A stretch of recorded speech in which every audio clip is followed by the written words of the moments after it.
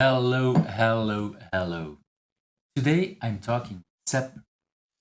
We talked about how small is beautiful and the old asteroids game. I'm Ivanul from Who's Agile. My pronouns are he and him. Welcome to my channel. You see a lot of agilists around me on this screen. If you want to hear me interviewing, please click that subscribe button because these are the people that I've invited so far. If you think I'm missing people, let me know in the comments. And that like button, well, if you liked today's interview, don't forget to click it. Hello everyone, and hello with me I have Seb. I guess that's how I should pronounce your name. Yeah, I'm not sure Seb. if there's many ways how to pronounce this. And before we start, I want to show typically that I'm in. I'm in. Oh, it didn't show me. That's what I wanted to show. I'm in Ghent in Europe, and you are what you just said, close to Edinburgh, not the exact location. And actually, there's quite a couple of people that I've interviewed so far that were in your location: Joe, Satpal, and Vinny. So already quite. It becomes maybe the most. Well, not the most because there's a couple of other cities as well, but still, it's already a couple of people in the same neighborhood around there. So, and on my side, it's 20 minutes after 5. What's the time on your side? It's 20 minutes after 4. Because that's how we roll in. Well, I was about to say Europe, but I'm not sure if I can say still Europe with UK. But yeah, close enough. Yeah, we're part of the European continent. We're just not anymore part of the European political. Yeah, exactly. And let's not go too much into these kind of things because it brings in all kind of other stuff, I would say. That's a different podcast. Yeah, that's a different kind of podcast. Sab, before we jump into the question, what is something that you want people to know about you? If you would introduce yourself. Yeah, so my name's Seb. Seb Rose is my full name. I've been a developer since the 1980s, and I've been through quite a career progression from writing code through to training people, coaching people, writing books, doing blogs, etc. I've been part of companies that we founded and sold. I've worked as a contractor or freelancer, and I've even worked for some of the big bad American corporations as well. So I've tried a few different things. Big bad companies, right? I like how you pronounce that. I wanted to also, and somehow my computer seems not to want to. I wanted to show you. You talked about books. Let's bring these two on. That's the latest books that you've been working on, right? Yes. Together with your partner. And yeah, go ahead. Yeah. So those were self-published. Possibly by the time anyone's watching this podcast, they will both have been assimilated into a new book called Effective Behavior-Driven Development, which Manning are publishing, and it will be mainly the content. It'll be the content from those two books updated, but with a third section on automation patterns for behavior-driven development. Right. Indeed, and there was some confusion on my side because I was looking already for the book on Manning, but I was too early. I'm afraid so. Yeah, it's summertime and it's really hard to get it into a ready shape for Manning. So we're working on getting it into what they call the MEAP, the Early Access Program. If not at the end of this month, then sometime in October. And well, yeah, so we're recording this in September indeed. But by the time things will be published, that will at least be October, probably even later, depending a little bit. I need to organize myself a little bit to see when I can share this. But that's a really nice introduction, a really nice way for telling people a little more about you. Let's immediately jump into that first question. What is something that people usually don't know about you, but has influenced you in who you are? Yeah, so that's a really interesting question, Eve, and all your questions are interesting, but that's an interesting question because there's an awful lot of things that nobody knows about anybody, right? So So the question is, which thing, because unless I'm going to go through, my whole life story, which we don't have time for. So I think I will say that most people don't know that I did. I took 2 lots of aid to Bosnia back during the war. Wow. In the 80s with an Edinburgh organisation that was at that time called Edinburgh Direct Aid to Bosnia and Croatia. And that influenced me. Well, what age were you, more or less? I don't want to give away your full age, but still. Yeah, no, I mean, I'm perfectly happy to say that I'm 61 right now, and back then I was, I guess I was 28. 28. Wow. So that's still pretty young to do such not fully like no teenager anymore, but still rather young to do such an adventure. And what brought you to do this? Yeah, well, I had spent when I was at university, I used to do a lot of hitchhiking in Europe, and so I spent 4 or 5 summers hitchhiking either around what was then Yugoslavia, or traveling through Yugoslavia to Greece and Turkey and places like that. So I really liked that country, and when the wall came down and we were all going, yeah, the wall's down, everything's going to be great, Yugoslavia pretty much fell apart, and it was a shocking scene. I wasn't an activist at the time, but I just happened to be sitting in a house that I was living in, and the phone call went, and someone said, "Oh, there's somebody on the phone. They want to know if anyone's free next week to drive a lorry to Bosnia." And I was, so I did. And you were able to drive a lorry, because I don't know how big that is, but it sounds big to me that not everybody is allowed to drive. Or so I don't know what it's like in Belgium, but in the UK back in those days, when you passed your driving test, you were allowed to drive anything up to 7.5 tons, and so that's what. Wow. Okay. No, that wasn't the case. I got my driver's license in 91, if I remember, but there were getting away some restrictions already. I know that there were some things that I was still allowed to drive, but not everything later on. But there was already less than, well, actually my parents, my father basically got a driver's license when he bought his car. Basically you got your driver's license together with a car. That was how that went in the 40s or something like that, 40s, 50s. But yeah, that's gradually things are changing. So and did you you can have a license to be allowed to do that, but still, were you able to do that? Because that still sounds huge to drive cross country. Yeah, I honestly can't remember if I'd actually ever driven anything that big before.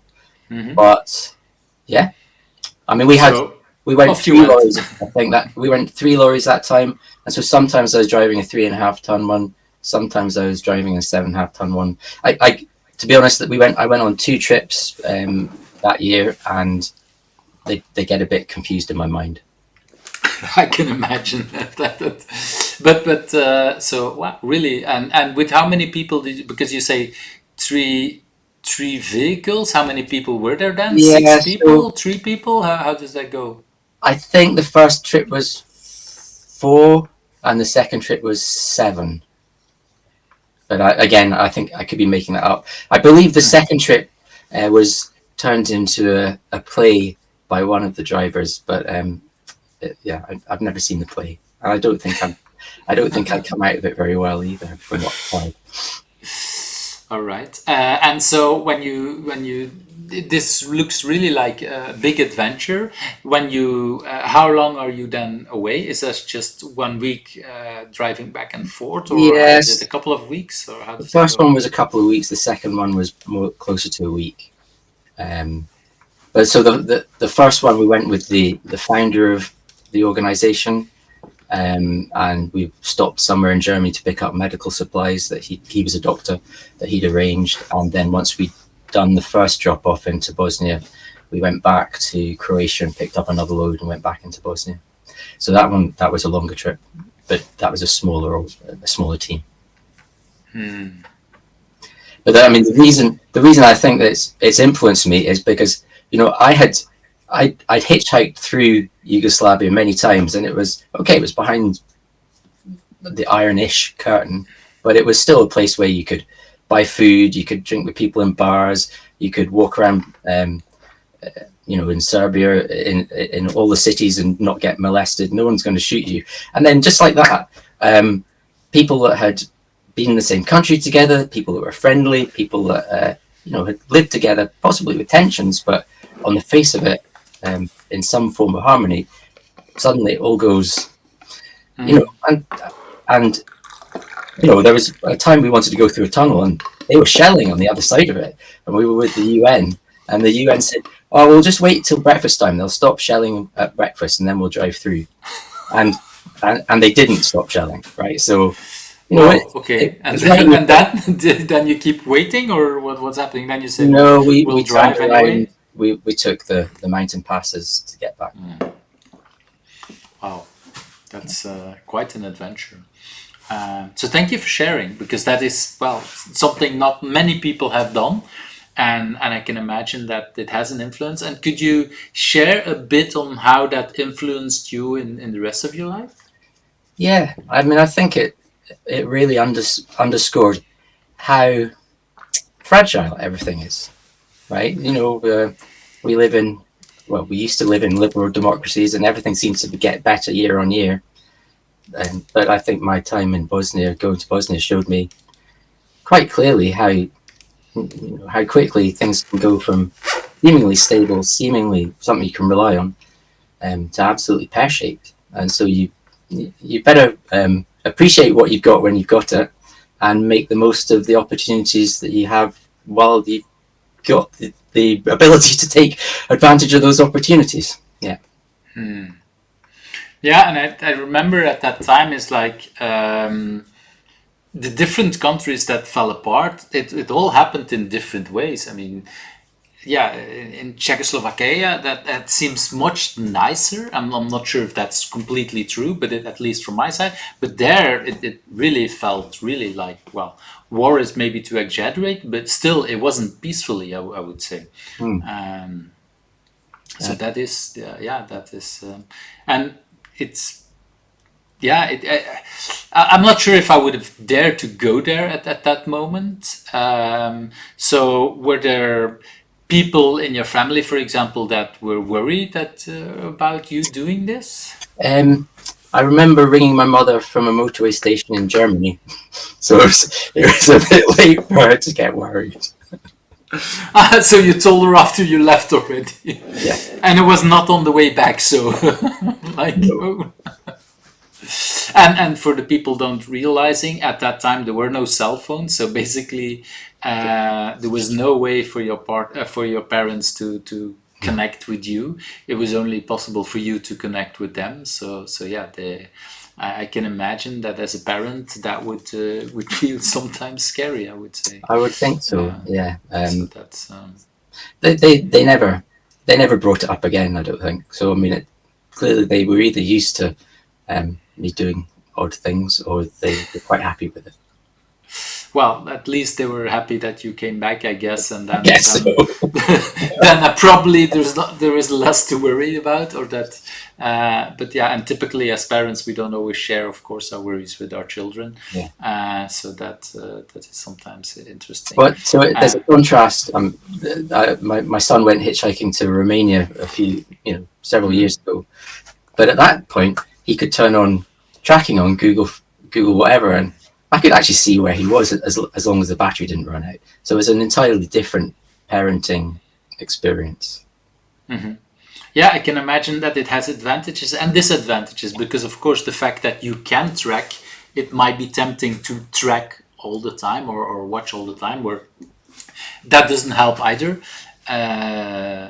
But yeah, that's I remember when I went working as a DJ once for a summer in the south of France, and getting there or getting my contract, I just hitchhiked also there, It really was. I had hitchhiked before, but never. I was always just locally in Belgium, and this was really to the south of France. I really had big troubles getting there.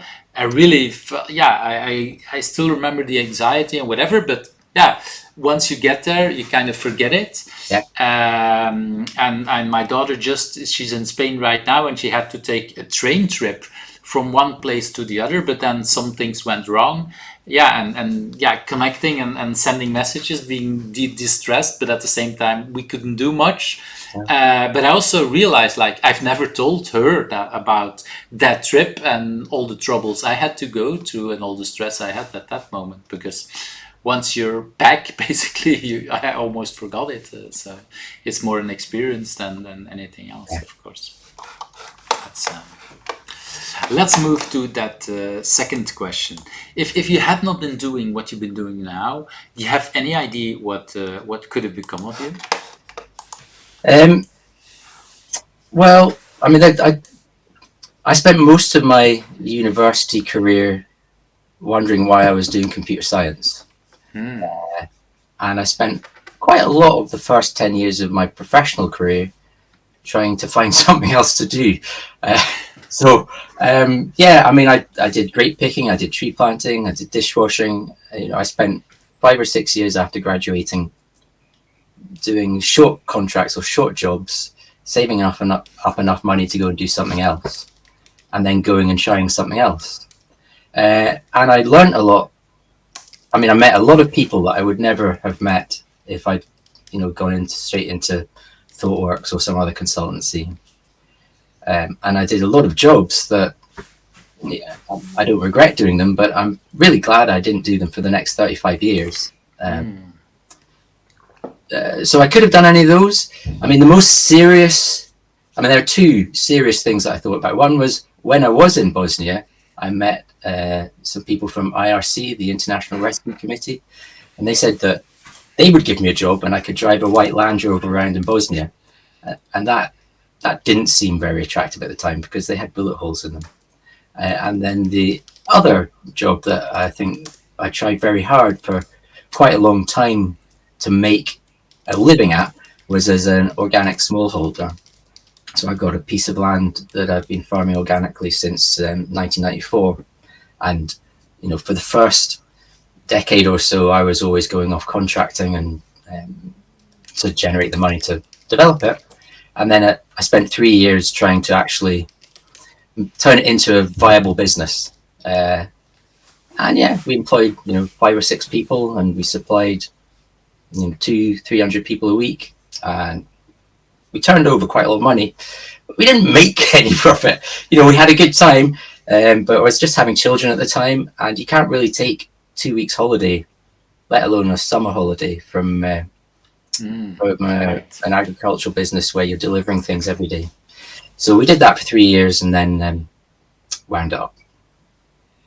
But well, you said it didn't make a big profit, but at the same time, you helped a lot of people for food and like so there was an impact, I would say, on society in a way. Ignoring the fact that indeed it's hard because of the full life, especially with young children, was it something you enjoyed and you wished you could have done for a longer period if it wouldn't been for the time? Or is it also something like you say, like, I'm happy I did it once, but it's okay that it's over? No, I'm still growing. But I just do it at a much smaller scale. And just for your family, if I'm hearing, or there's 4 or 5 households that live around here, and we all sort of work together. So it's a mini community farming, or how should I see it? No, I'm exaggerating. It's just people that live on the same bit of land and occasionally interact. We're not an intentional community. There's not we don't get together and dance around the fire at night. But does that also mean that it's a little bit easier for example, taking holidays? Because then if you're with 4 families, you could basically arrange a little bit and say, well, next week or next month I want to take a week off. Is that possible? Exactly. That's exactly what happens. Yeah. So that's well, you might not call it a real community, but for me that is part of community work. Like you take care of each other, and it might not be indeed a full interaction every day and every week, but the important interactions that help it make it sustainable for everybody. No, I accept that. I mean, earlier in my life, I did actually live on a sort of crofting community up in the northwest of Scotland, and that was much more, that was, you all had to want to go there, and you had to negotiate for places to live and things like that. So that there is a slight difference, but I agree, it is a community of sorts, because we do look out for each other. Yeah, I like that kind of thing. It's again, it's something I would say I'm not used to. I'm not well. First of all, I would definitely not be able to do that. I'm just really bad in working in the garden and everything like that. So I would not advise anyone to eat something I would have built. I'm not sure it would be healthy. Looking at, but I love these kind of different kind of things of how people look of helping out and doing a little smaller things. Because we somehow live in a society where everything needs to be growing and growing and growing, and that seems always to be better if it's growing. And actually, basically, you did the opposite. You had something that was a little bit bigger and said, okay, it's not helping us or not sustainable in the way we want to live our life. So let's break it down and make it at a scale that is sustainable for us. I've never seen it like that, but I appreciate that perspective. I'm going to think about it. Yeah, well, maybe you didn't do it unconscious, but basically you told me two stories in time are that connected. So yeah, I might see things that are not there. That's true, but I really like the way you said, okay, you were interested in these kind of things. So for you, and that's really interesting, because when I ask this question, it's typically a lot of us are somehow in IT, and there could be something else. And for some people, it's in the past there would have been this.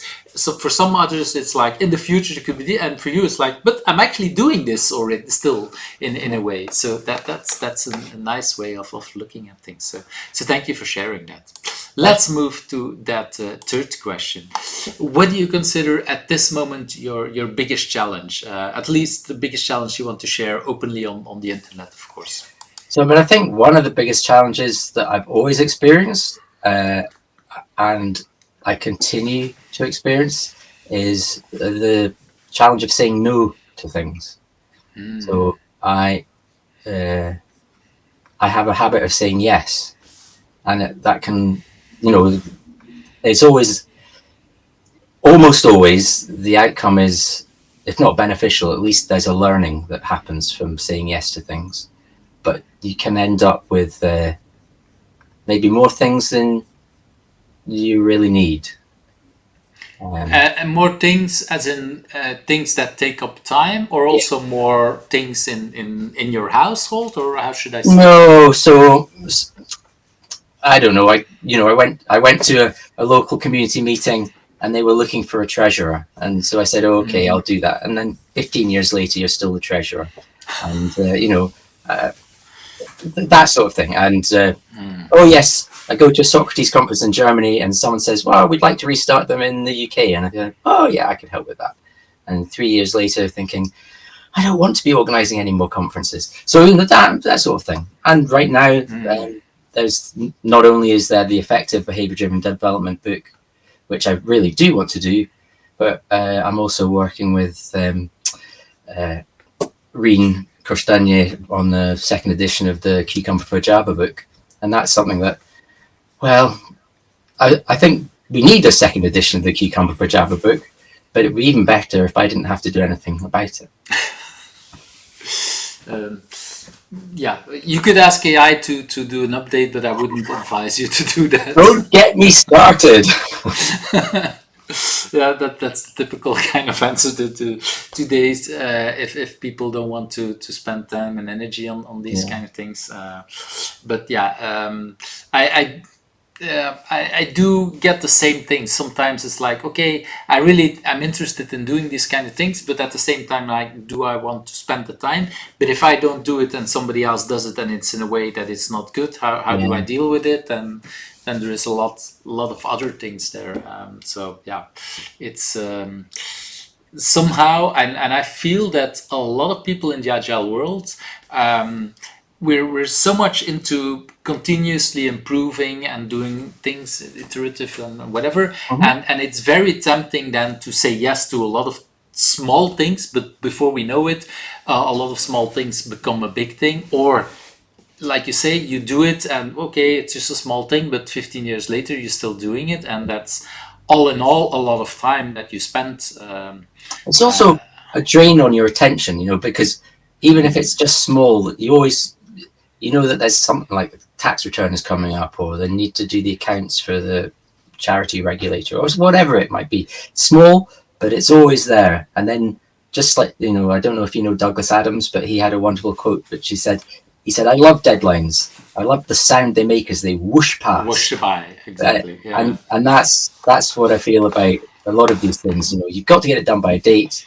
You never get it done by that date, but then it's sitting there going, do me, and it goes on like that. I have a couple of envelopes here on my desk of things that I still need to do. So there's a couple of these things, like, and that I definitely want to do tonight. That's why I put them on my desk. But yeah, I recognize a lot of these things, and and sometimes it's very little time, but yeah, putting it off for whatever other reason, because there might be other things, but in my mind, indeed, it keeps coming back, and then so I get to that. And so the second part of that question, why is that a good thing for you? Is there anything good about saying yes to a lot of stuff? So I think if you don't mind me rephrasing your question, or at least reinterpreting it, I think you say, what's the challenge for me is saying no.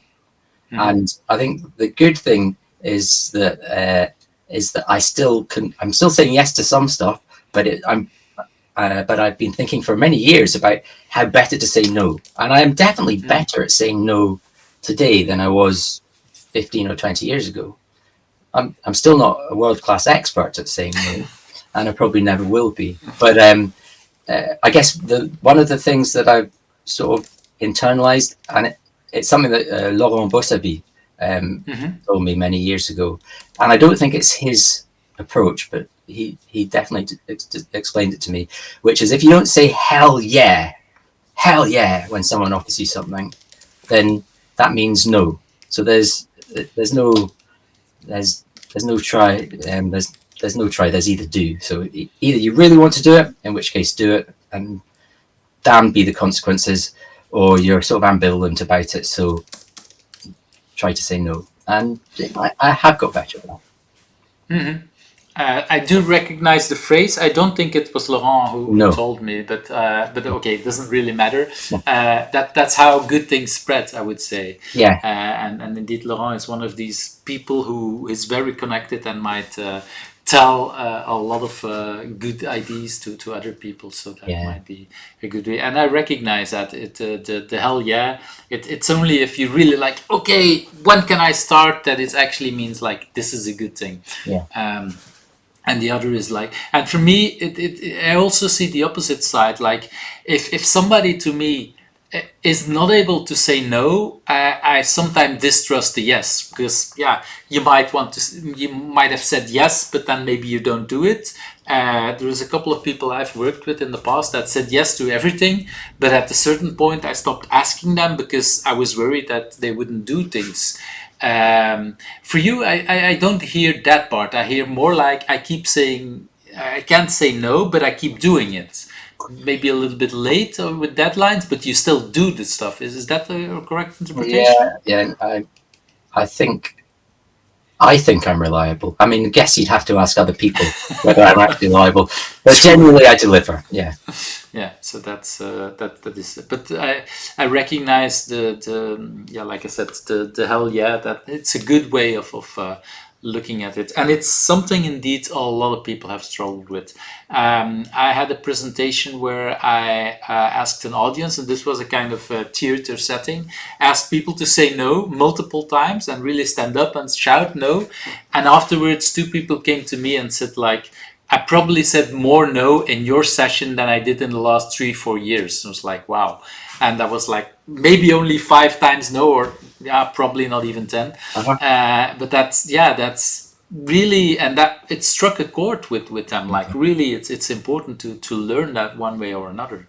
And I think the fact that you realize that you're already a lot ahead than others, because sometimes people don't even realize that they have a hard time saying no. Do you think so? Anyway, I'm going to think about that one as well. But I've never really thought that people realized it. I thought they just all felt they were being pressurized somehow. That they were unable to say no for whatever. Yeah, that's also a possibility. But even then, even if people pressure, well, depending a little bit, I think at work it might be feeling pressured. In a community, I would feel you might still be pressured, but then you could also step out of a community or step out of whatever relationship there is. But I think somehow a lot of us have been taught that saying it's nice, it's better be nice and saying yes than no, because somehow no seems unnice for other people. I'm not sure if that's true, but for a lot of us it would feel like this. Let's move to that next question, because saying no and saying yes also is some kind of passion and drive. So do you have any idea what is driving you, Seb? The simple answer is no. But I think that since I've been thinking about these questions and watching some of your other interviewees, I've come up with a couple of theories. One is a potted sort of Freudian type childhood thing. My father just worked all the time, so I mean I saw that was the example that I had. It wasn't a great example because he never had any time for anything else. But it was definitely clear that working was what he thought was made someone valuable in the world. There's another thing that I've also been. And wait, if you care to share, because it might get too personal, but does it also mean that you somehow missed him in your life when you were younger because he was always working? Or did I hear something that was not there? No, you absolutely did. He was almost entirely absent. Yeah. And so because I could see two lessons from it. You could learn like, oh, I should always work, or you could say like, oh, this is not how I want to be because I want to be more with my family. And somehow you choose the first lesson as in the drive, or did I interpret it wrong? So no, you got it completely right. Apart from the fact I didn't just choose the first lesson, I tried very hard to divvy up, to make time for other things. And I've certainly had I have had and still have a much closer relationship with my children than my father had with his. Some of that might be to do with just the generations. So back in the day, he wasn't expected to be at the birth, and that was wow. Oh no way! I didn't even realize that. Wow! Not even welcome. No. Not even welcome. No, he was out for dinner the night I was born. I cannot imagine. I do remember people being late, or indeed, and after the birth going out with friends. That's stories I've heard, but not being present or not even being allowed to be present. Yeah. That I've never even realized that was part of the world years ago. I think that was common, certainly in the UK back in the 60s. I don't know if that was replicated across. But I can imagine that it's not because I didn't think about it that I can't imagine it. I mean, days were a lot other different. I do remember that. Indeed. where there was a time and even preparations for children, like when my how's that called? Prenatal courses and stuff like that. I remember joining with my partner, and that was still something that was a start. I know that I wasn't the only man, but at the same time, not every man was there. So that was something that indeed it was like still learning. So yeah, I can imagine that things have moved a lot in that sense. And the fact that maybe I link again, but the fact that you have a hard time saying no, could it also be because you say, okay, I also want to do other things next to working, like being with my family? Because when I hear not harder have to say no, I somehow also think it's also to your family, or is that not there? Yeah, that was difficult.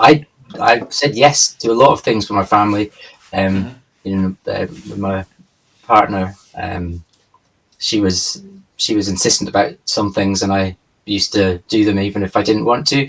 There were problems in the sense that school holidays are 6 weeks or longer, and as an employee or a contractor, you have to say no to some things because you can't participate in 6 or 8 weeks of activity every summer and still take Christmas off and be there for the Easter holidays as well.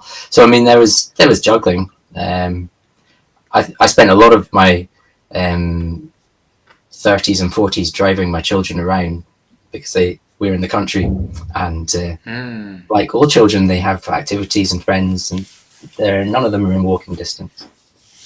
Yeah, well, and even for me, a lot of the activities are in walking distance, but still maybe too dangerous or too when children are too young in the beginning, where I really felt like a driver resource. Really, that's the word I use sometimes, because it's like you have to go there and then one child there and then quickly drive another there and then be back for it's like, wow.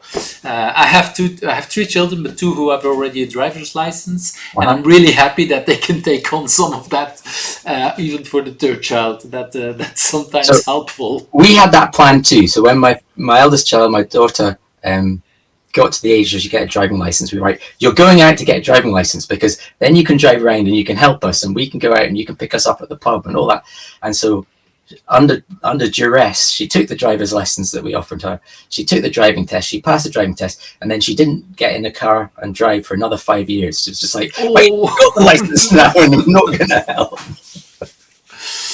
The 2 oldest were, the second was definitely more interested in getting it, and indeed now they're both helping us. Indeed, also I think a couple of we don't go out much, but a couple of months ago we went out rather late. I was like, no, we're not driving. You're driving us, and you're picking us up like we used to do it. And like that is helpful at sometimes. Even if I don't drink, it was still helpful to have someone picking us up.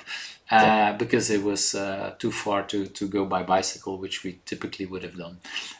So yeah, it's helping all of us from time to time, I would say. But I recognize a lot the driving around children for hobbies in all kind of directions, all kind of things. Because I don't know how it was in your parts, but there might be local hobbies, like my son did basketball, which is a local club. He could go on his bicycle, but then there are matches that are somewhere everywhere, and then still you need to have a car to get there because it's a lot of kilometers away. We thought, okay, this is local, so he can go by bicycle from a time on, and I was like, no, at least once a week there is a match somewhere else. So that's So, we talked about drive, but that was a different kind of drive. But still interesting conversations. Let's move to that next question. what is your biggest achievement? And what I've noticed when I done the podcast, and you said you watched a few, is that when I ask this question, for a lot of people, there is also the question before, like, is it easy to brag? Because basically this is your moment to brag and to be really proud. Is it easy, Seb, for you to brag about some things?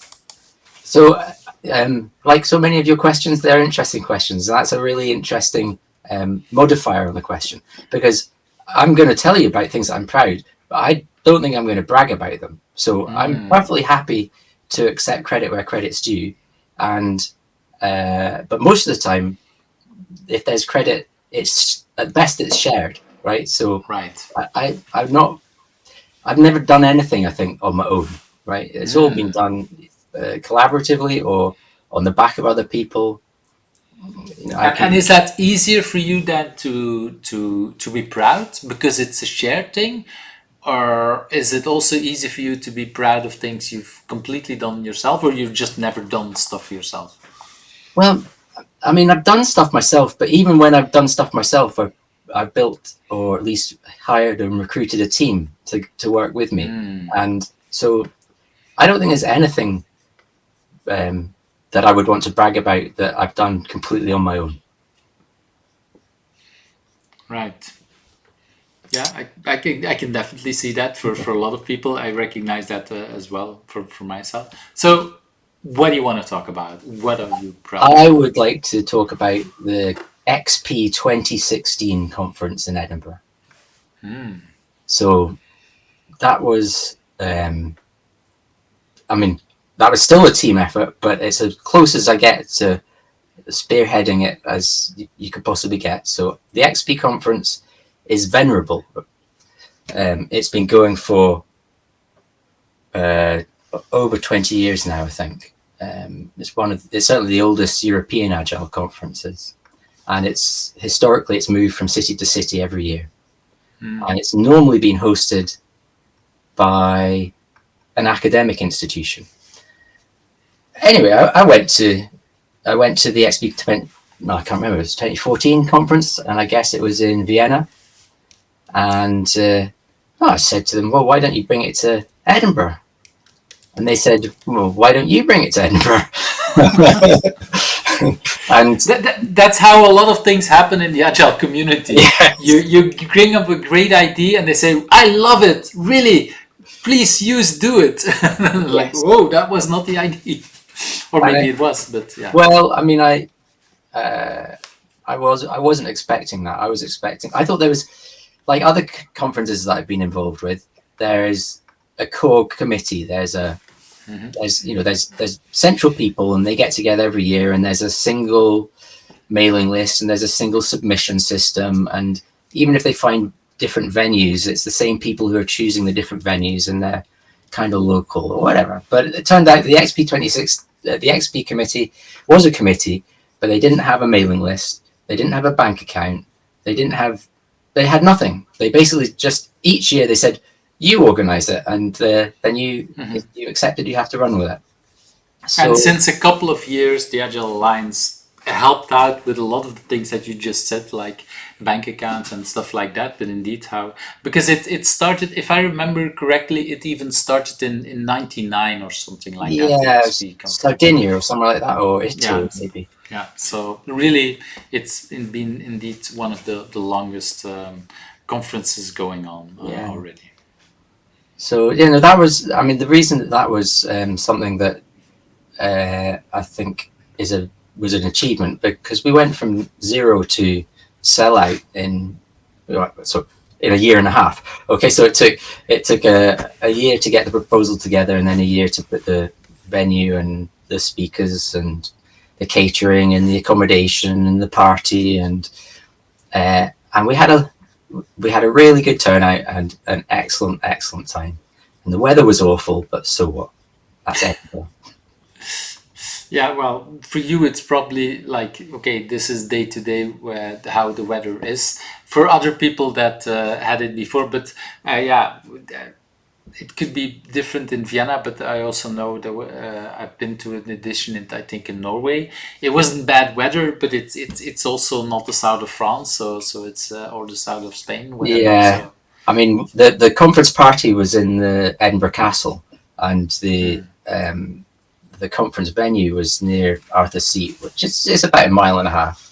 So I had budgeted for one coach to take people who were unable to walk to and from the venue, and it rained. So on that day, we were going, oh, have you got a coach? Have you got a coach? Have you got a coach? And trying to get people there and back. Yeah. So that part of the budget was overblown, I would say, in that sense.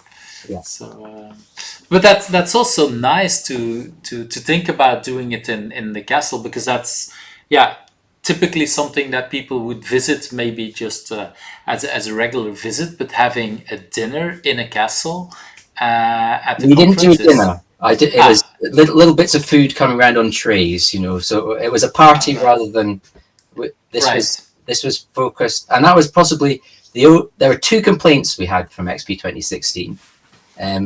One was from Zuckerrat, who you probably know, and I forget his real name.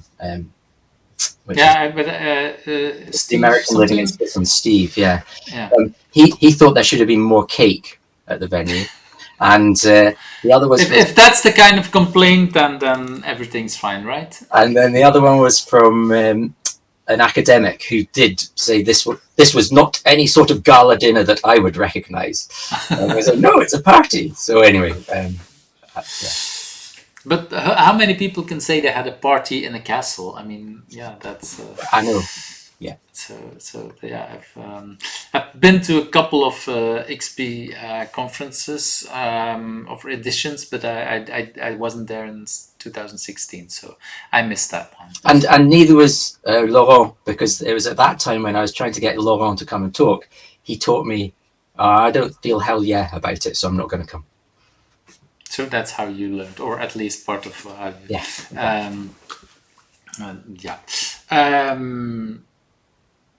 I was thinking, I don't know, there was a moment that Laurent also stepped out of a lot more conferences. I'm not sure if that was already that moment or not. But anyway, but that's something indeed to be proud of. So people told you like, okay, why don't you organize it? Did you then create a small team? Because you said before, I do things together. Did you then create a small team from people in Edinburgh, or did it? How did that work at that moment? So how did it work? I picked up. I collect. So there's the way XP is typically organised, and I didn't have to do it this way. I just followed the model. It's a mix of an academic conference and a practitioners conference. So because the academics want to get published in proceedings, you need an academic chair. You need someone with some academic credentials. So I spoke to a Professor Helen, whose name again, her last name I've now forgotten. But she decided to agree to take on the academic side of things. And I asked a friend of mine from the ACU conference, Giovanni Asproni, to do the practitioners.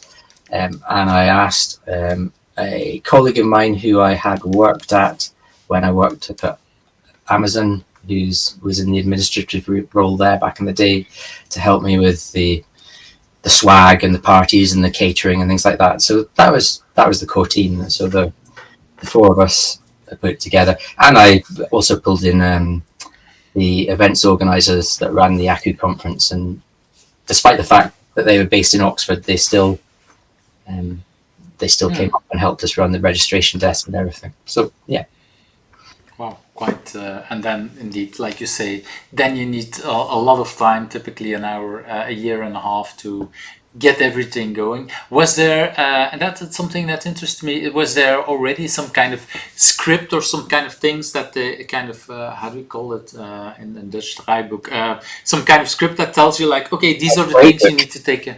Yeah? No. A playbook, so something that could help you. Absolutely nothing. I mean, I've been in and around lots of conferences, so I thought I knew what needed to be done, because I also knew what I didn't like two-sided name badges and continuous food and blah blah blah. But in the end, no, we learned it as we went along, and I think I completely failed to write down my own learnings as a playbook for the next people. Yeah, I do remember being dragged in. It sounds more negative than I mean. With the DevOps community in Ghent, not the first one, but the second edition, and then from then on. And I do remember the fifth year edition in Ghent.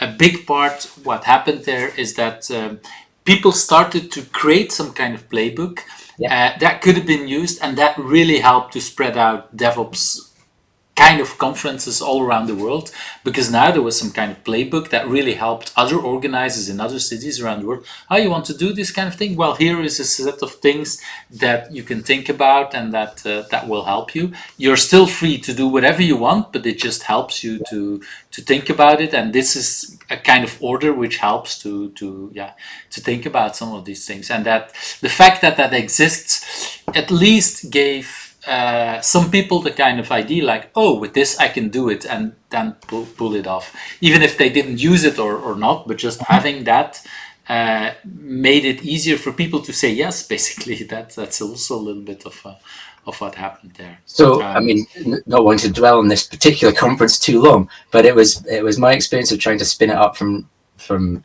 basically nothing, and the fact that the community itself, the committee itself, was wanting things to be smoother, that we decided that we'd ask the Agile Alliance to come on and see whether they'd take it on. And in those days, it was Dave Brock, Rebecca's brother, that was running it. And eventually, Agile Alliance took it on. And what's happened since then? Well, COVID happened. They lost lots of money. They're not going to be doing XP anymore. So I don't even know what's happened to XP for the next years coming.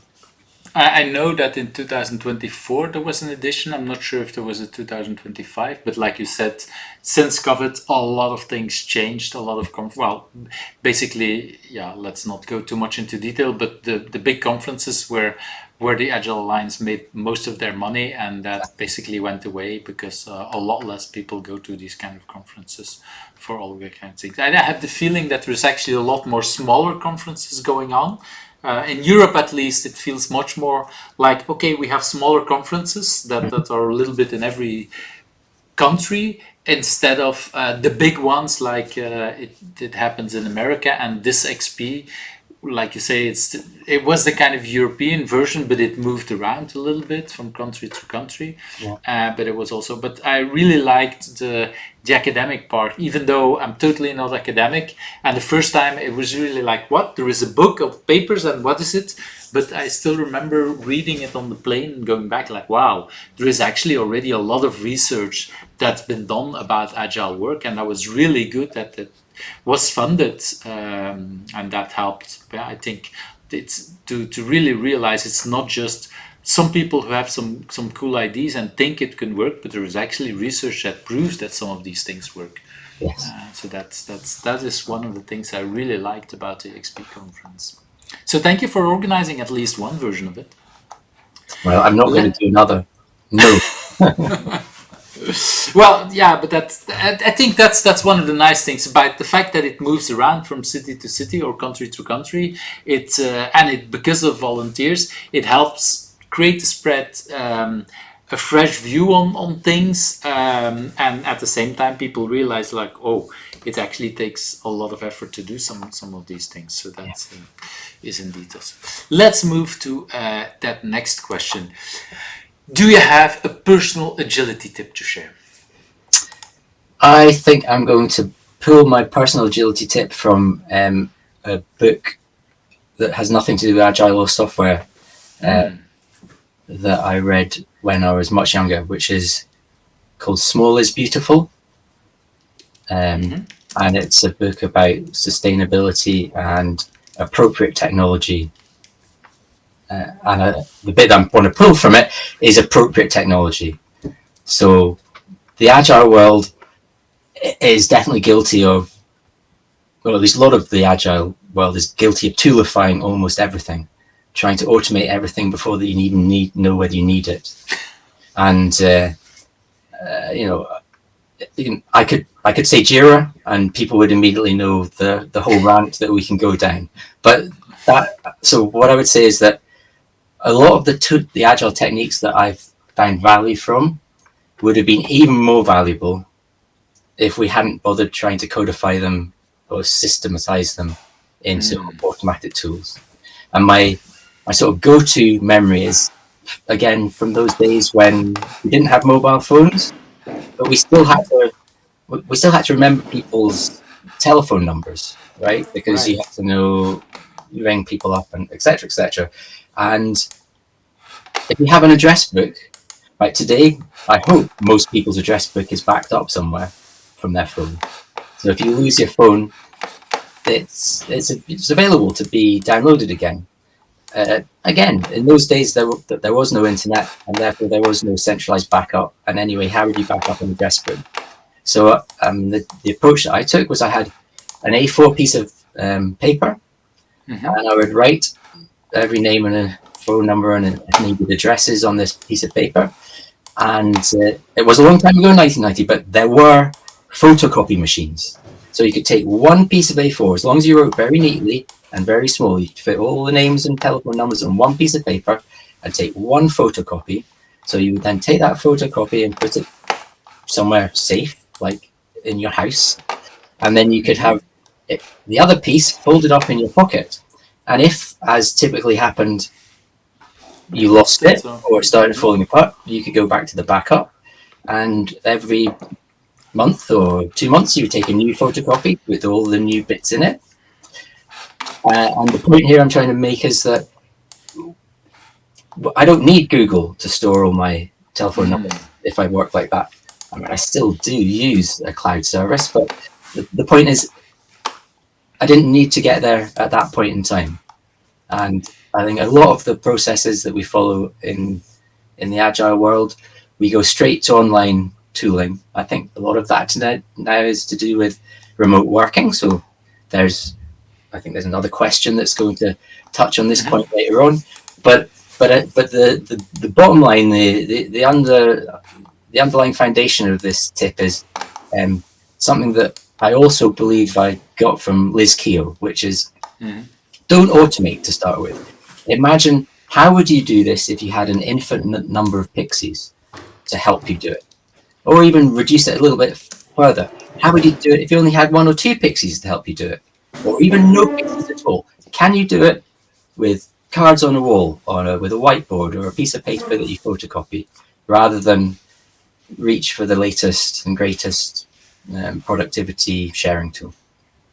Yeah, I have the feeling, for me, I come from a different angle, but similar kind of ways. Is that I've seen things in the Agile community like, okay, basically we want, like one idea, we want to talk to customers. So there is some things like in XP, we say, okay, talking to customers is really helpful. Therefore, we have stories and things like that. And then all of a sudden, somebody says, oh, let's create some software where you can put in your user stories, and then you don't need to talk to your customers. No, that's exactly the opposite. Yeah. And then someone later on comes on and says, well, I have something else to make you talk again. And BDD is one of these things that now you don't need to talk to now you can talk again to your customers and ask some questions. And then somewhere later, somebody else creates a tool to create the BDD things. And it's like, no, we're going back. And I have the feeling we keep repeating this over and over. Like, we create something to solve a problem, then somebody creates a tool to help you face the problem, but actually you're going back from the original thing that you're trying to solve. And I recognize that so much. My father still has he has a very little address book where he keeps with him, probably edition 5 or 50, whatever, but every phone number and every email that he needs is still with him indeed. So I recognize a lot of that. I have to say I'm one of these people. I put every phone number, email I put into my phone. It syncs indeed automatically to Google, so I'm really happy I don't have to remember any of these. And the young me was able to remember so many phone numbers, and now I don't even remember the phone number of my partner. Okay, I have one excuse. There is a couple times already that in the beginning she didn't use her phone much, so she lost a couple of phone numbers because she didn't use it. She only used it when people called her, and she never called anyone herself. And because of that, her hold up. The contract she had, if you didn't make any phone call for 6 months, you lost the number. And so she had that 3-4 times, and I actually still remember that very first phone number, but I don't remember the current one. So really useless information. But yeah. But there's a flip side, right? So I mean, I am also like you. Mine backs up to the cloud, but when I go and look up there are 10 times as many phone numbers as I need. Most of them don't know who they're for. There's a lot of duplicates, and it's like my photo albums.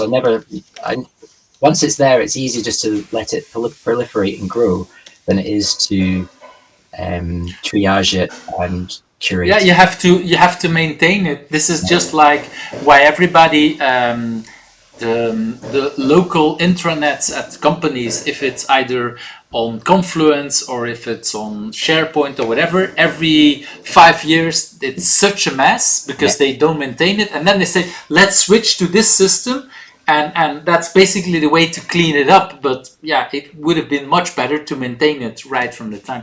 I have to say that indeed I have I think 5,000 or 7,000 contacts, way too much, like you say.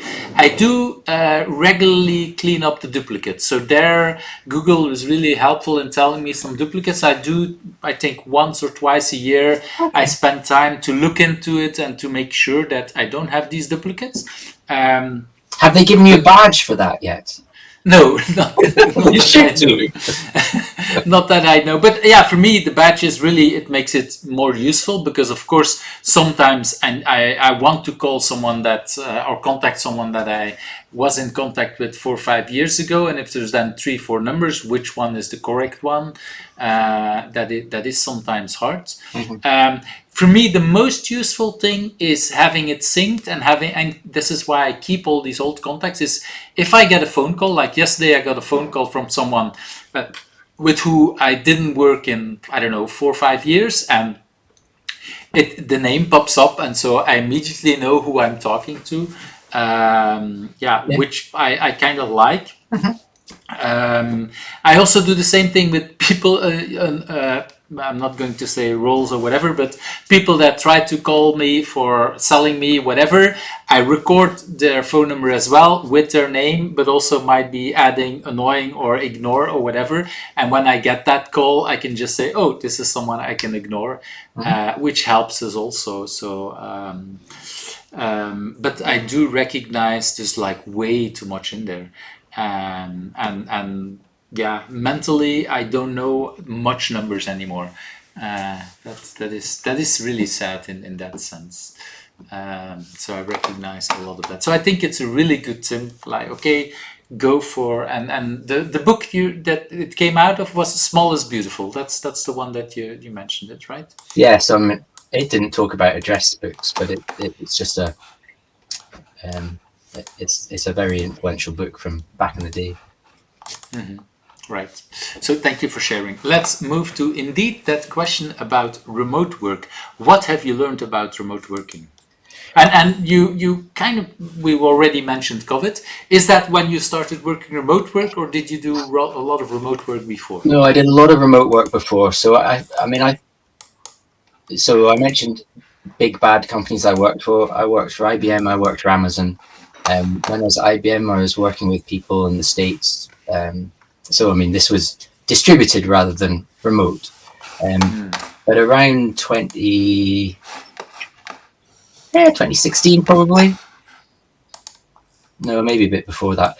Anyway, in the early 2010s, I started working with Matt Wynne on something called BDD Kickstart, which was a training offering. And then from there we moved on, and I joined Cucumber Limited after they took on their second wave of founders, and that was definitely distributed and remote. So there was remote development, remote training, remote and distributed generation of training materials and sales figures. And it was all remote, and it was early days. I can't even remember the names of the tools that we were using at the time. They've all been superseded, But Yeah, because doing then training online, not many people did it back then, I would say.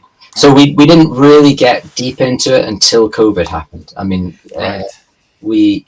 and I'm still extremely insistent that if at all possible, I want to deliver training in the room with the people in the room with me, because that's how I think people actually collaborate better. You get body language, you don't have distractions that aren't also distracting other people. You've got physical things that you can move around between each other, which are just somehow more memorable, more affecting than moving a Miro post-it across and sticking it in a column. I'm sure there's some even evolutionary research that will back this up about actually physically using things. And in fact, that will come back to me, hopefully. A very influential TTDer in the States, who's, I'm ashamed I've forgotten his name now. It's been that many months since I've thought about it. He did what he called the Sparrow decks, where they flash up 100 pictures of different sparrows, and they're either house sparrows or whatever the other sort of sparrow is. So this isn't going to be a very convincing story actually now, but anyway, he flashes up lots of different pictures of these two different birds, and he then puts up the name of which sparrow it is, and then the people watching it have to actually say that name.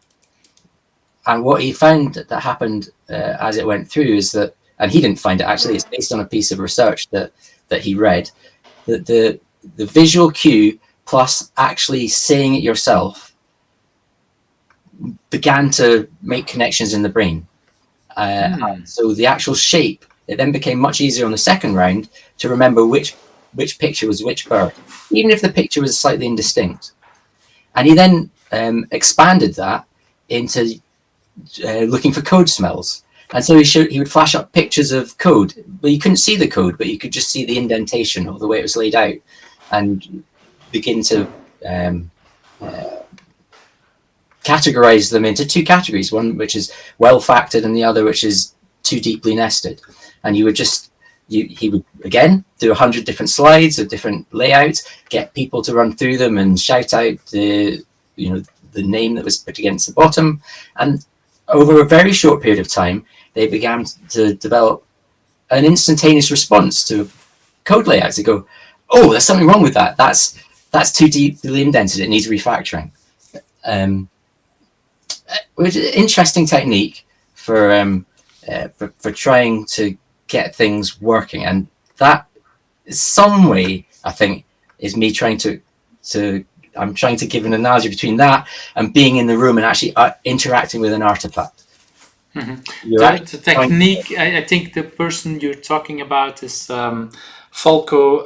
Yes, Llewellyn Falco. Llewellyn, exactly. That was. But thanks for bringing it up.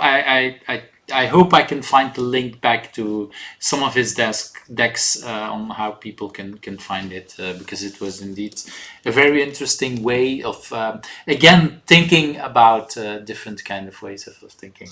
So in fact, I'm going to do a quick link back to an earlier question, because this is a situation where I said yes and didn't deliver, because I said to Llewellyn that I would help to deliver some slide decks for good and bad gherkin scenarios, right? But never did. So there you go. Sorry, you can still do it. I can still do it. Yes. But then, okay, I don't want to push you into another yes. No, I'm not saying yes. But this is, you bring it slightly on, because we're talking about Miro and the fact that online and offline things.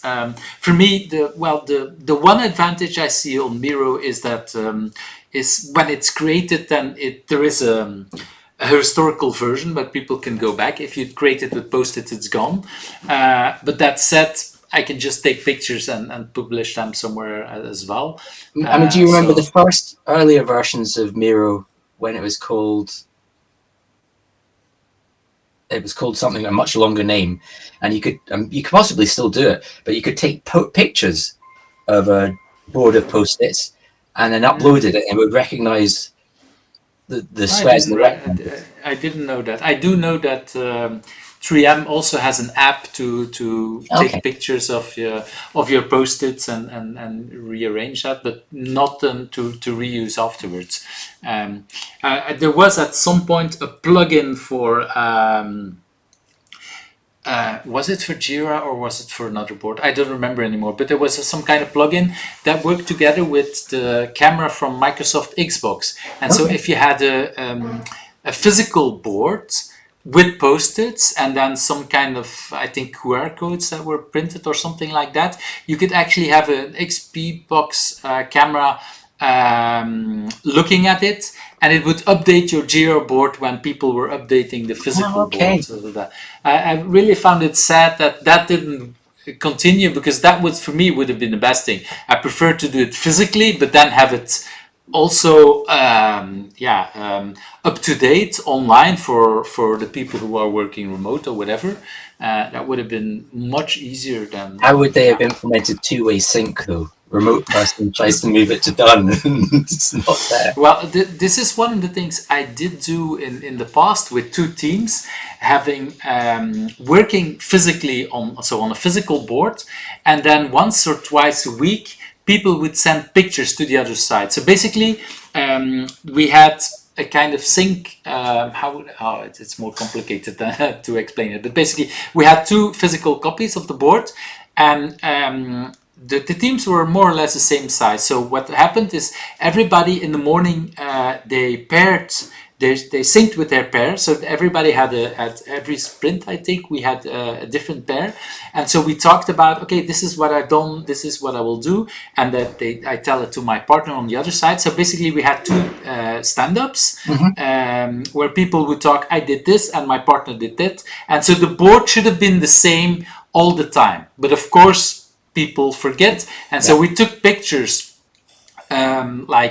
once or twice a week, and then we compared, and that was really interesting, because this told us, like, hey, we didn't talk about this information, so the other side doesn't know that we did this or we did that.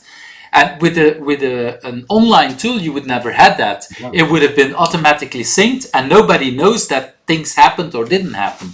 And I really like that way. This is now talking in, I don't know, 2005, 2007, something like that. And so it was way before a lot of real good online tools existed. And yet it had benefits that those online tools don't have. Exactly. Yeah. That's why I'm telling the story, because it really helped us in different kind of ways to realize, like, hey, we should talk about this or that because the other side doesn't know. And that I wanted to bring that story to support your case also of, like, online is not always better. There are disadvantages. The other feature that I like so much about a physical board is that it normally has a limited size, where Jira and all these other tools, you can add an unlimited amount of stories, but that for me is a bug and not a feature. I prefer the limited phase of a physical whiteboard. Really interesting things to think about from people that used to work with the physical part. And I see a lot of people thinking, oh, online so much better, you have so much more. It has some advantage than this. I once had the chance to visit Menlo Industries in Ann Arbor, and Richard Sheridan. Well, I mean, it's just a great place to visit. But if people haven't read his book, which is called Joy Inc., I think it is, and they've got a lot of really nice ways of working. Wouldn't work for every organization. Everything has to be done paired, for instance, but they do great. They do still focus on story sizes and velocity. So we can have lots of arguments about that. But the way they do it is they talk to the customer, and they have a sheet of A4 or A2 or anyway, a fixed size sheet that represents the amount of work that the team can commit to for the next iteration. And then for each story that the customer prioritizes, they've sized it and they get a small piece of colored paper that represents the size of the estimate. And if it won't fit on to the existing big piece of paper, then you can't have it unless you take something else off. No overlaps allowed. And so rather than just adding up numbers and going, oh, you can have an extra point, or can we not put another 5 points into this iteration? The customer has something tangible and physical in front of them. If it can't fit on the piece of paper, it can't fit on the piece of paper. This is the book that you mentioned, right? That is, yeah.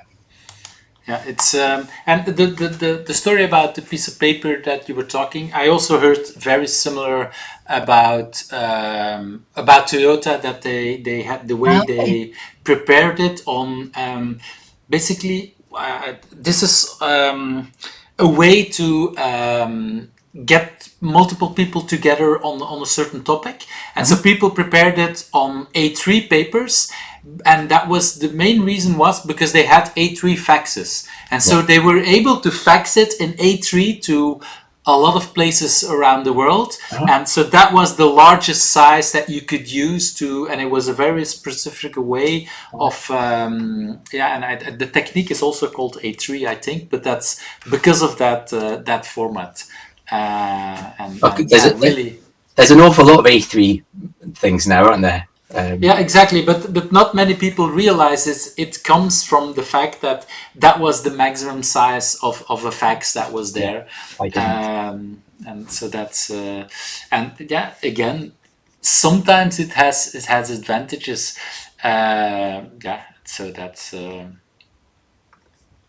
So that's indeed nice to bring up. So thank you for bringing up more ideas about remote working. Let's talk, and we already talked a little bit about books, but what's a book that you wanted to bring in here? So I wanted to bring in user story mapping, which I can see that you've got facing out, I think, behind you on your screen. Oh, true. Yes, it's there. And actually, this is the physical book. And actually, there should be multiple versions behind me, because I was one of the people who did follow Jeff Patton's product owner class way before his book was published. And that was, for me, already a first version of that book, and I was like, this is so good, you should publish it as a book. And he didn't for a couple of years. I was like, this is good enough. And then his book is published. I was like, okay, now I get why you waited so much, because this book is so much better than the course. The course was already good, but yeah, he took a while to do it, because he really wanted to improve it. Anyway, I'm already being very popular about the book. Why do you want to bring the book? When this book came out, I was ecstatic, right? I never went on his product owner course, but I'd been tracking a lot of his publications, his blog posts, and some of his stuff for many years. So people might remember the incremental and iterative cartoon he did of the Mona Lisa or whatever it was. Right. That was everywhere back in the day. But he also wrote a really interesting blog post a long time ago about user stories being boundary objects, and he referred that he got this term boundary objects from some anthropological research that he had read, and that it's been clear to me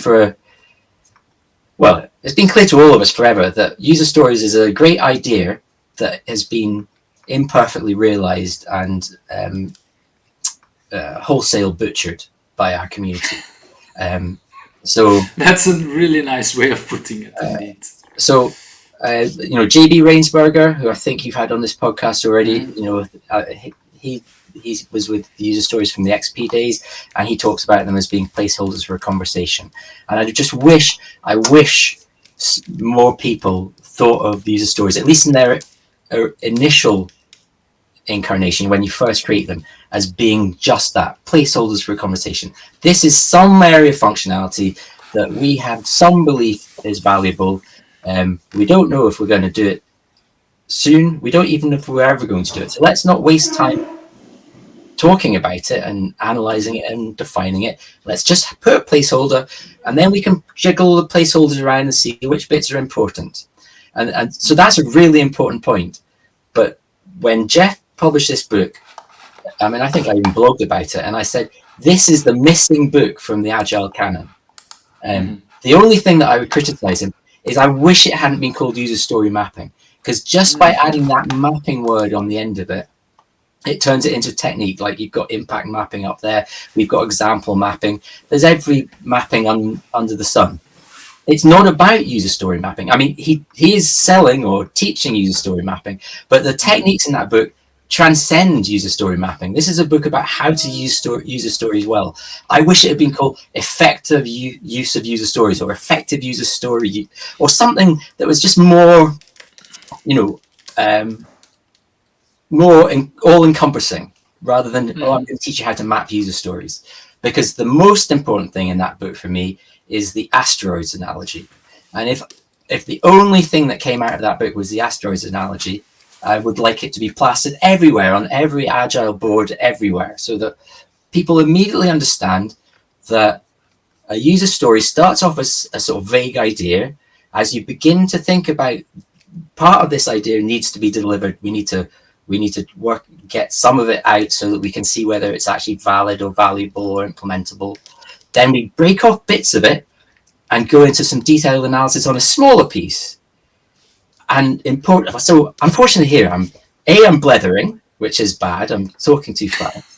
B, asteroids is a problem because most people, I guess, that are currently agile coaches won't even remember the computer game Asteroids.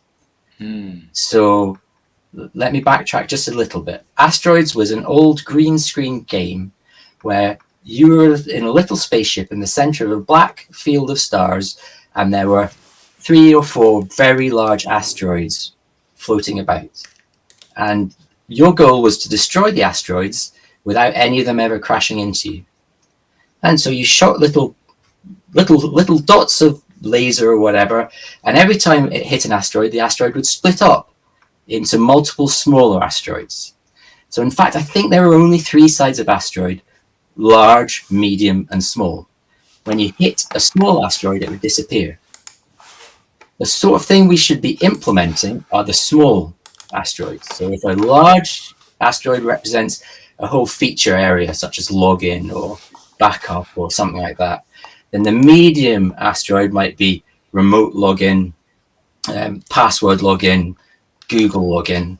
And then the smaller asteroid would be, oh, this is an invalid email address. This is a invalid password. Just for reference, I just did a quick Google search. So this should be how that game looked, right? That is indeed. It says 1970, is it? Yeah, something like that. It's hard to read, but so that's a little bit. And if I'm correctly, because I think this is also how yes, Jeff Patton used it. I think. Excellent. So I mean, the important thing, and there's so many important things that come out of this actually. So what the important things are: you don't try and implement a big asteroid. You can only destroy a user story when it's really small. But if you shoot all the big asteroids to turn them into medium asteroids, and you shoot all the medium asteroids to turn them into lots of small asteroids, you end up with a whole screen of small, fast-moving asteroids that will kill you, which is the infinite Jira board that you were just talking about, where people just get everything down to detail and it blows you away. So yes, so I think it's a really important book. I think user story mapping, the actual technique in the title, is a wonderful way of doing tracer bullets, or however you want to call them, steel threads through your application, identifying bits of functionality that will work together that you can demo or just try out in low fidelity before iterating on them and adding incremental higher fidelity functionality. But it's not the most important thing about the book. The most important thing is about the treatment of user stories. They start off big and vague, and you're not about to schedule them. And then as you analyze them, you break bits off those bigger user stories and decompose them into smaller, more detailed, deliverable in 3 days or fewer stories that you can then schedule into a backlog or an iteration program and deliver soon so you get feedback.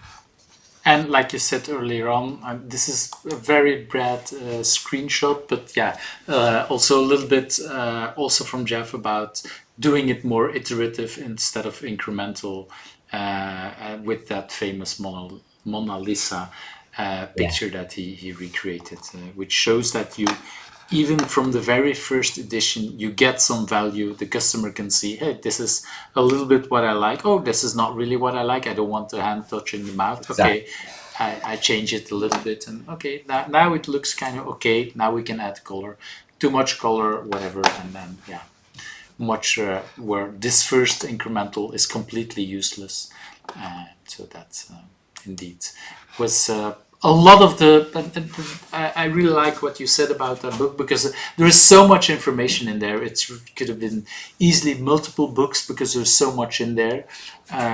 There's probably good marketing reasons why it's called user story mapping, but I also understand why this is such an interesting book. And unfortunately, I don't remember who said it, but someone else on the podcast said it also, like, there's actually now people, because this book is already so old, that don't know this book and don't know how important it is. It still is, for me, the number one book that I would recommend product owners to read, and not just product owners, but at least product owners or whoever is in a similar kind of role. Yeah. So thank you for bringing that one up. And that brings us already to, for me, one of the most interesting questions after conversations like this that go in all kind of direction. What's a question you think I should also ask you, and what's the answer to this?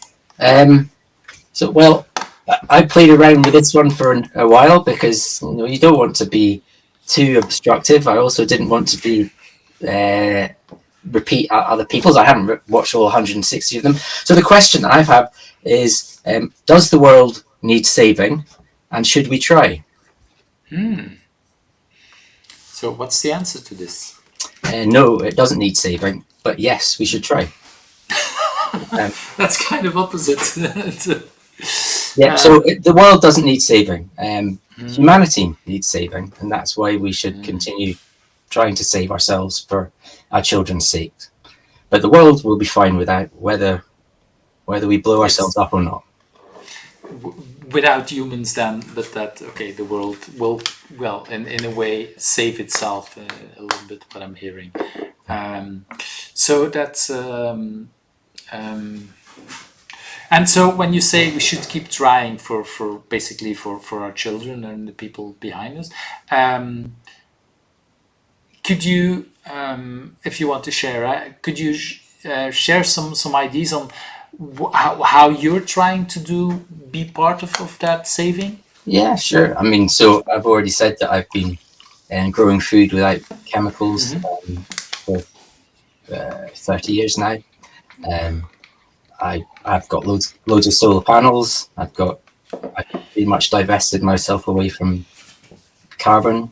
It is interesting because we also have lots of solar panels. I think in Belgium it starts to grow, but I'm never sure how is this in other countries. Is it in the UK, or a lot of people having solar panels or not? I don't have data, I'm afraid. If you walk around, do you see solar panels on? Yeah. All new buildings have solar panels on them. Right. It's it's the current building standards, and I think the requirement is increasing next year. So yeah, there's plenty of solar panels. There are renewable energy companies in the UK. We have lots of offshore and some onshore wind. So. And because in Belgium a lot of people that are against solar panels are complaining or saying that the electricity cables in the cities are not able to sustain to have if everybody would have solar panels, our cable systems would not survive. Is that any better in the UK? Any idea? Probably not. Unfortunately, so this will probably make me quite a lot of unfriends this way, but just because the current infrastructure doesn't support the right direction to go doesn't mean we should carry on using a bad technology just so that it fits in. we're going to need to change things. So before we had toilets that flushed, we didn't have sewage pipes, right? Right. So is anyone saying, we should never have put in toilets? Well, actually, I would maybe people did at that time. Well, yes, and I would make a case that toilets probably are a really bad idea, but that was not a reason for not putting them in. What we do is we then adapt the cities and the environment that we live in to support the technology that is more conducive to the continued existence of humanity in a way that is pleasant. Mm-hmm. Yeah, I agree, and this is also why I said, well, I want to invest in solar panels. Because I think it is part indeed of being my part of it. I do regret we didn't do it even earlier, but okay, we have to have the funds for doing that. But at the moment that it was possible, we did invest in solar panels for the exact same reason. Well, and actually, if you look at, I don't know when you went and did the investment, but so I bought my first chunk of solar panels 15 years ago, and then I upgraded and added, tripled it maybe 2 years ago, and I got a hell of a lot more for my money. Everything else is getting more expensive, but solar panels are not, well, maybe they are now, but compared to 20 years ago, solar panels are a fraction of the price, and that's because exactly we've encouraged them. But I do think indeed that, well, it is part of, I'm not going to say I'm rich, but at the same time, I know that I have the funds to invest in that, and I should do it, especially because others might not have that kind of money, and because a lot more people doing it, it becomes indeed cheaper, and then more people can buy it. That's a little bit how it works for new technologies like solar panels and several kind of things. So thank you. Well, and it should also be funded by our governments based on taxation of the people that do have more money, and the companies that avoid it. Well, if we see how much is being subsidized for oil kind of things, then we should have some similar kind of things for electricity. Definitely, I much prefer that how would I say, countries invest much more in making people going for solar panels than maybe having an extra plant with whatever other kind of electricity plants that might be more expensive, but basically is subsidizing a company where if we have more people having solar panels, then it's distributed in that way. I'm not saying it should be one or the other, but at least it makes as much sense to invest in that sense, in that direction as well. Let's move to already that last question. Who do you think I should invite next? I'm obviously going to say Gaspar Noj, because he was going to be participating with me on this session, but he didn't. I think. But we already agreed that he will at a later stage. Fair enough. Rachel Davis. I don't know if you've interviewed Rachel. No, actually, she is on my list. Let me check if she already. She may say no because. Well, that's what I wanted to check, if she said no already or not, or did I just didn't get any answer. No, I just didn't get any answer. So I'll because of this reinvite, I will recheck with her. I would really love to talk with her. Indeed. I don't know if I don't think you've had Melissa Perry on. Melissa actually is one of the people who did say no. Because of time pressures.